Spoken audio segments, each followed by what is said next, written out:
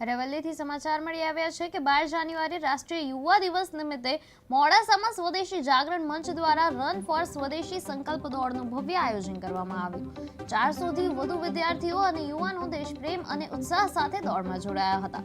દોડ દરમિયાન સ્વદેશી અપનાવો, દેશ બચાવો અને ભારત માતા કી જય જેવા નારા સમગ્ર શહેરમાં ગુંજી ઉઠ્યા હતા। કાર્યક્રમનો મુખ્ય ઉદ્દેશ લોકોએ હર ઘરે સ્વદેશીનો વિચાર અપનાવવો અને ભારતને આર્થિક રીતે સ્વાવલંબી બનાવવાનો હતો।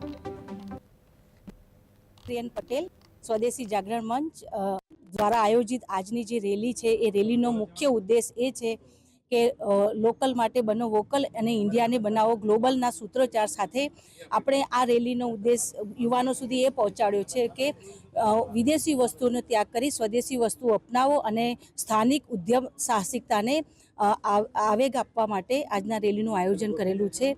अने आ रेलीथी युवानोमां खूब सारो मेसेज गयो छे અને સ્થાનિક વસ્તુઓનો ઉત્પાદન વધશે અને મહિલાઓમાં પણ એટલી જાગૃતતા આવશે અને મહિલાઓ પણ ઘરે ઘરે મેસેજ પહોંચાડશે કે જેથી કરીને આપણે સ્વદેશી વસ્તુઓ પર આત્મનિર્ભર રહીશું અને દેશને ખૂબ મજબૂતા અને એક ગૌરવવંત પ્રાપ્ત થશે। આવી આજની રેલીનો મુખ્ય સંકલ્પ છે।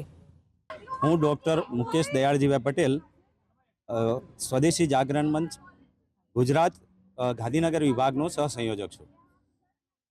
12મી જાન્યુઆરી સ્વામી વિવેકાનંદ જયંતિ નિમિત્તે સ્વદેશી જાગરણ મંચ દ્વારા આયોજિત સ્વદેશી દોડની અંદર કેળવણી મંડળ, મલા ગાંધી ઉચ્ચ કેળવણી મંડળ અને સ્વદેશી જાગરણ મંચના સંયુક્ત ક્રમેથી અહીંયા દોડનું આયોજન કરવામાં આવ્યું હતું। એમાં અંદાજિત 300થી 400 વિદ્યાર્થીઓએ ભાગ લીધો હતો।